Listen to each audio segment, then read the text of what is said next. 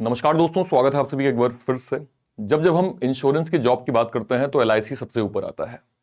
LIC में basically 3 तरह की पोस्ट निकलती हैं अगर कोई स्टूडेंट तैयारी कर रहा है तो। एक आती है डबल एओ की, एडमिनिस्ट्रेटिव ऑफिसर की। एक आती है डेवलपमेंट ऑफिसर यानी एडीओ की। और एक आती है असिस्टेंट की वैकेंसी। आज हम लोग बात करने वाले हैं एलआईसी एडीओ के बारे में कि पूरा क्या होता है और किस तरह से इस पे वर्किंग होती है, क्या क्या चीजें आपको इंपॉर्टेंट जानने लायक है।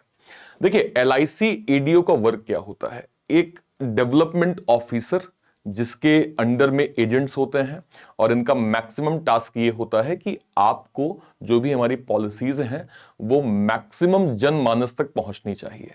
मतलब उसके लिए जो भी इंपॉर्टेंट प्रयास हो सकते हैं, क्योंकि देखिए एलआईसी आप जानते हैं गवर्नमेंट अथराइज है और इसका फायदा लगभग देश के सभी लोगों को होता है अगर कोई ले रहा है तो। लेकिन बहुत लोगों में इसकी अवेयरनेस नहीं होती है। तो डेवलपमेंट ऑफिसर का जो बेसिकली काम होता है वो ये होता है कि ये जो पॉलिसीज है इसको मैक्सिमम लोगों तक अवेयर किया जाए ताकि वो इसको प्रॉपर लेके अपने जीवन को बेहतर कर सकें।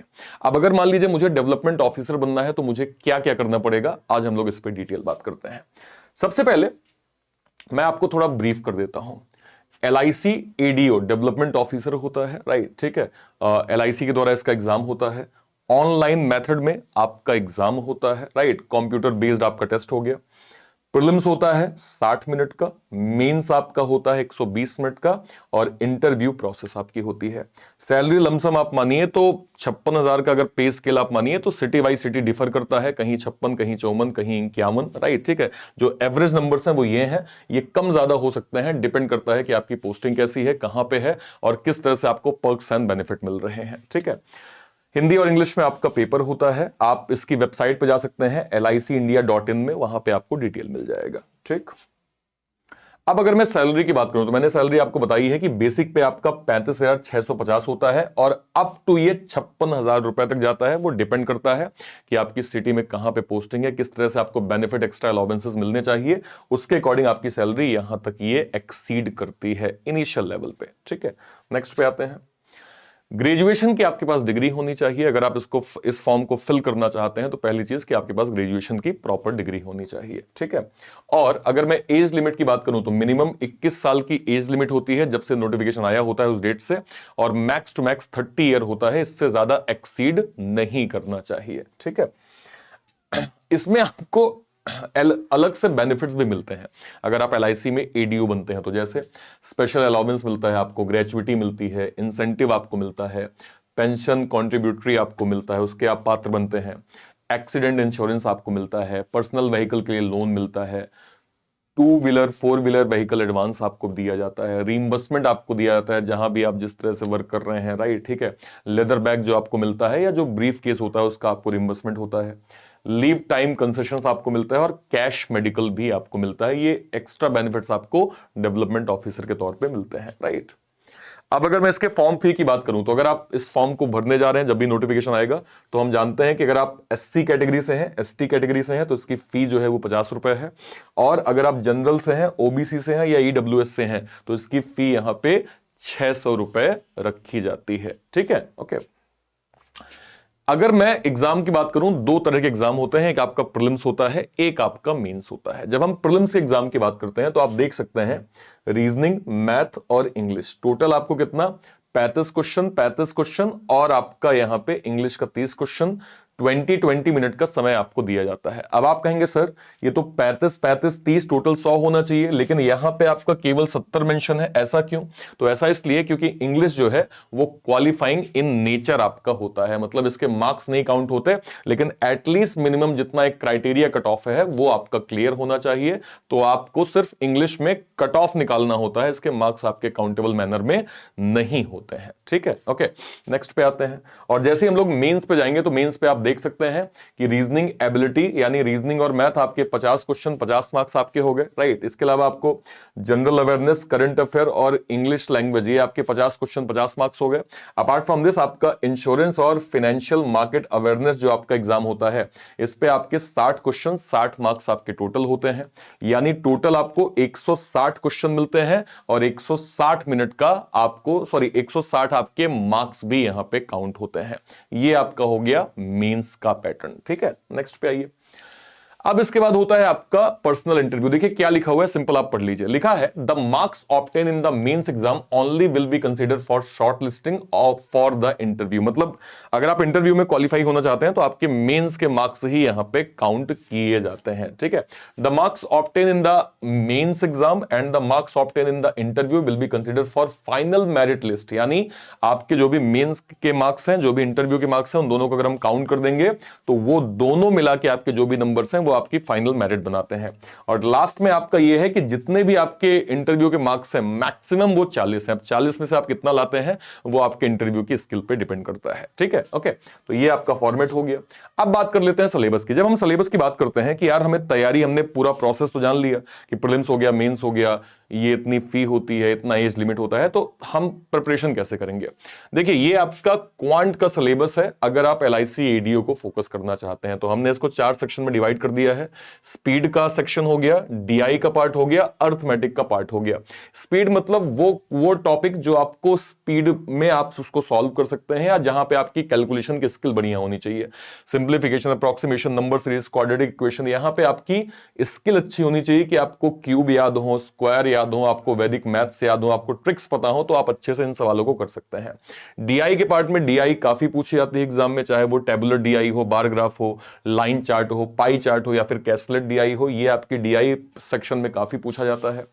अर्थमेटिक के टॉपिक वो सारे हैं जो आपने 10th में पढ़े हैं, जो आपने 10th में स्कूल में पढ़े हैं, वो सारे टॉपिक हैं, बस लेवल का डिफरेंस यहां पे होता है। आप देख सकते हैं परसेंटेज है, रेशियो प्रोपोर्शन है, एवरेज है, मिक्सचर एलिगेशन है, टाइम एंड वर्क है, पाइप एंड सिस्टेंस है, टाइम स्पीड एंड डिस्टेंस है, प्रॉफिट लॉट मतलब लॉस एंड डिस्काउंट है, एसआईसीआई है, पार्टनरशिप एंड एजेस हैं।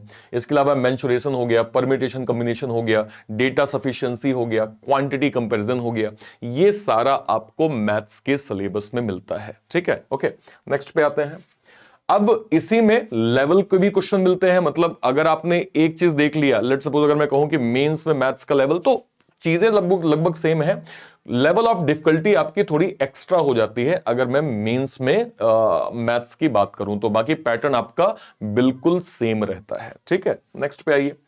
रीजनिंग आप देखिए, देखो रीजनिंग को मैंने 2 सेक्शन में डिवाइड कर दिया। अब आप जानते हैं कि पजल और सेटिंग एग्जाम में काफी पूछी जाती है, तो पजल और सेटिंग आप देख सकते हैं, चाहे फ्लोर पजल हो, शेड्यूल में चाहे डे पजल हो, ईयर पजल हो, वीक पजल हो, डेट बेस्ड पजल हो, टाइम बेस्ड पजल हो, या फिर टेबुलर पजल हो, लीनियर सेटिंग हो, डबल रो सेटिंग हो, सर्कुलर सेटिंग है, स्क्वायर सेटिंग हो, ये सारे आपके सेटिंग पजल में पूछे जाते हैं। और अगर मैं मिसलेनियस की बात करूं तो मिसलेनियस के आपके ये topic syllogism, coding decoding, inequality, alphabetical series, alpha numerical series, blood relation, direction distance, order ranking, ये टॉपिक्स आपको मिसलेनियस में मिलते हैं। इनके कोडेड वर्जन भी आपके एग्जाम में आते हैं। मतलब अगर मैं यहां पे देखूं तो आपका कोडेड फॉर्मेट में चाहे ब्लड रिलेशन हो गया, चाहे डायरेक्शन हो गया, चाहे सिलॉग हो गया, चाहे कोडेड इनइक्वालिटी हो गई, अपार्ट फ्रॉम दिस आपके अजम्पशन हो गया, क्रिटिकल रीजनिंग का पार्ट हो गया, अजम्पशन हो जाता है, कोर्स ऑफ एक्शन आता है, स्टेटमेंट एंड आर्ग्यूमेंट आता है, स्टेटमेंट एंड कंक्लूजन आता है, आपका इन्फ्रेंस के सवाल आ जाते हैं, डिसीजन मेकिंग के सवाल आते हैं, कॉज एंड इफेक्ट के आपके सवाल आते हैं, डेटा सफिशिएंसी आपके रीजनिंग के का एक टॉपिक होता है, और मशीन इनपुट आपका होता है। तो ये सारे टॉपिक आपके रीजनिंग में पूछे जाते हैं अगर आप एलआईसी एडीओ की तैयारी कर रहे हैं तो, ठीक है। चलिए इंग्लिश की अगर मैं बात करूं, देखिए इंग्लिश आपका अगर मैं होल सोल कहूं तो 10th लेवल का जो पैटर्न आपने सीखा था इंग्लिश का, वही आपको यहां मिलने वाला है। बस लैंग्वेज का डिफरेंस है, लेवल ऑफ डिफिकल्टी का आपको अंतर मिला यहां पे मिल जाएगा। क्लोज टेस्ट हमने पढ़ा है, para jumble, sentence rearrangement, passage paragraph है ना, paragraph completion, sentence completion. Grammatical के पार्ट आप देख सकते हैं, वर्ब्स हो गए, टेंसेस हो गए, आर्टिकल्स हो गए, मॉडल्स हो गए, नॉन फाइनाइट वर्ब्स हो गए, noun and pronoun, adjective, determiner, right, adverb आपका हो गया, राइट, ठीक है, डायरेक्ट इनडायरेक्ट स्पीच आपकी हो गई, प्रपोजिशन हो गया, कंजंक्शन हो गया, सिनोनिम है, एंटोनिम है, राइट, रूड वर्ड्स हैं, वन वर्ड सब्स्टिट्यूशन है, ईडियम्स है, कंफ्यूजिंग वर्ड्स है, फॉरेन वर्ड्स आपके पूछे जाते हैं। ये आपका वोकैब का पार्ट हो गया। अपार्ट फ्रॉम दिस FIB यानी fill in the blanks, multiple meaning errors, error spotting आपका पूछ लेता है, वर्ड स्वैप पूछ लेता है, फ्रेज रिप्लेसमेंट पूछ लेता है, नो इंप्रूवमेंट आपसे पूछ लेता है, मैच द फॉलोइंग कॉलम्स आपसे पूछ लेता है, या फिर सेंटेंस कंप्लीशन, ये पार्ट आपका इंग्लिश का पूछा जाता है एग्जाम में। ठीक है, इसके अलावा अगर मैं बात करूं यहां पे जीए की, देखो जीए में हर एक टीचर जीए में आपको ये एडवाइस करते हैं, जो भी जीए के टीचर होते हैं, कि एटलीस्ट आपको 6 मंथ की करंट अफेयर प्रॉपर आनी चाहिए। और उसमें क्या आनी चाहिए, उसमें आपका नेशनल और स्टेट्स के अफेयर आपको क्लियर होने चाहिए, आपको इकोनॉमी, बैंकिंग और बिजनेस न्यूज पता होनी चाहिए, कहां पे क्या अपॉइंटमेंट्स हुए हैं, क्या रिजाइन हुए हैं, वो आपको पता होनी चाहिए, समिट कॉन्फ्रेंसेस, इंपॉर्टेंट इवेंट्स और डेज आपको पता होने चाहिए। इसके अलावा कहां क्या मर्जर हुआ है, कौन सा एक्विजिशन हुआ है, वो आपको पता होना चाहिए बहुत अच्छे से, राइट। ठीक है, अपार्ट फ्रॉम दिस अगर मैं फाइनेंशियल और बैंकिंग अवेयरनेस की बात करूं, उसमें मैं डिटेल पे जाऊंगा, लेकिन अगर मैं मोटा मोटा कहूं तो आपको रेगुलेटरी बॉडीज के बारे में पता होना चाहिए। रेगुलेटरी बॉडीज क्या होते हैं, जैसे आपका आरबीआई हो गया, राइट, ठीक है, सेबी हो गया, नाबार्ड हो गया, इनके बारे में आपको बेसिक फंडामेंटल आना चाहिए। मनी मार्केट भारत में कैसे काम करता है, भारत का बैंकिंग सिस्टम क्या है, और बैंकिंग की टर्मिनोलॉजी क्या क्या यूज होती है। अपार्ट फ्रॉम दिस जीए में स्टैटिक अवेयरनेस भी आपका पूछा जाता है, कि भाई इंडिया के स्टेट्स बता दो, वहां के कल्चर आप बता दो, राइट, ठीक है, कंट्रीज, कैपिटल और आप उनकी करेंसी बता दो, कि कौन से, जैसे बांग्लादेश की राजधानी ढाका हो गई और इनकी करेंसी आपकी टका हो गई, ये आपको पता होने चाहिए। नेशनल पार्क्स कौन कौन से हैं, वाइल्ड लाइफ सेंचुरीज कौन कौन सी हैं, इसके बारे में भी आपको प्रॉपर यहां पे आइडिया होना चाहिए। अच्छा, अगर आप एलआईसी का एग्जाम दे रहे हैं तो नो डाउट आपको जो है वो इंश्योरेंस मार्केट की भी अवेयरनेस प्रॉपर होनी चाहिए। उसमें क्या क्या आपके लिए जरूरी है, जनरल इंश्योरेंस का आपको डिटेल जो है वो मालूम होना चाहिए, लाइफ इंश्योरेंस की हिस्ट्री आपको मालूम होना चाहिए, राइट, ठीक है, करंट इंश्योरेंस की आपको जो है वो स्कीम्स पता होनी चाहिए, टाइप्स ऑफ इंश्योरेंस आपको पता होना चाहिए, इंश्योरेंस मार्केट का आपको आइडिया होना चाहिए, राइट, ठीक है, जो भी इंश्योरेंस के रिगार्डिंग करंट अफेयर्स आ रही हैं वो आपको, कि लेटेस्ट इंश्योरेंस इंडस्ट्री में कौन कौन सी नई न्यूज, लेटेस्ट न्यूज आई है, वो आपको पता होना चाहिए, राइट, ठीक है।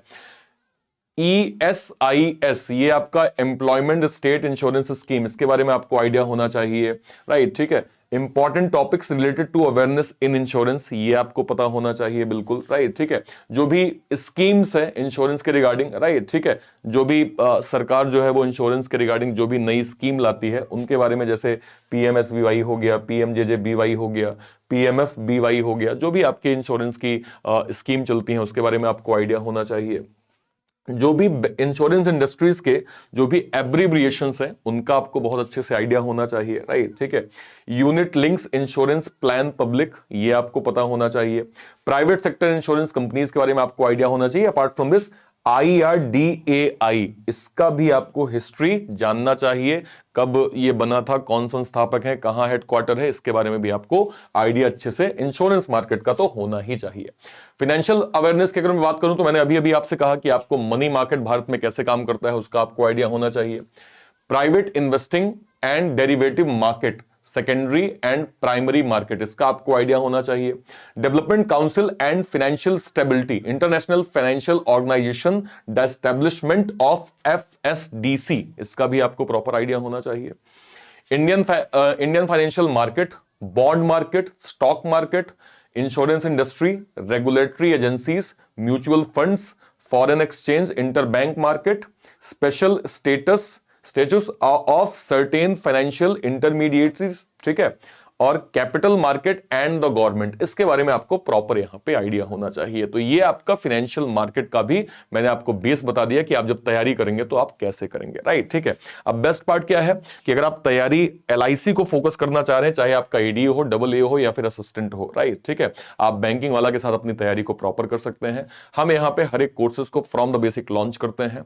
हर एक कोर्सेज में चाहे आपका कोई भी सब्जेक्ट हो, उसका किस तरह से नोट्स तैयार करना है, किस तरह से कंटेंट देना है, कैसे मॉक टेस्ट लगाना है, वो सब कुछ आपको यहां मिल जाएगा। हमारे पास यहां पे बैंक महाविश्वास पैक होता है, बैंक महापैक होता है। बैंक महापैक 1 साल के लिए होता है, बैंक महाविश्वास पैक 2 साल के लिए होता है, जिसमें जितने भी बैचेस आएंगे, आ चुके हैं या अभी आने वाले हैं, वो सब आपको इसके अंदर फ्री ऑफ कॉस्ट मिलने वाला है।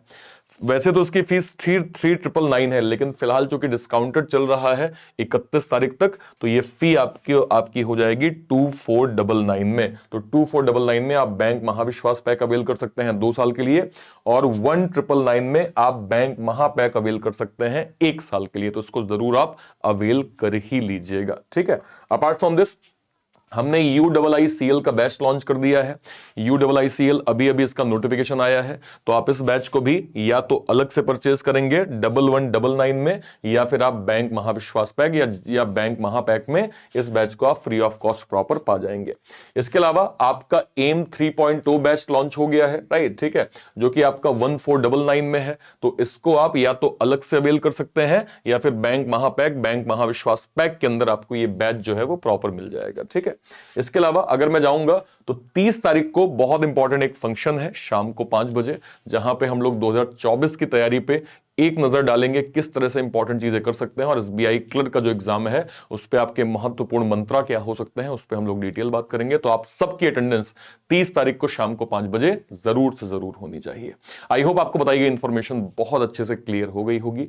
फिलहाल के लिए सेशन को इतना ही रखते हैं। Till then bye bye, thank you so much, जय हिंद, थैंक यू।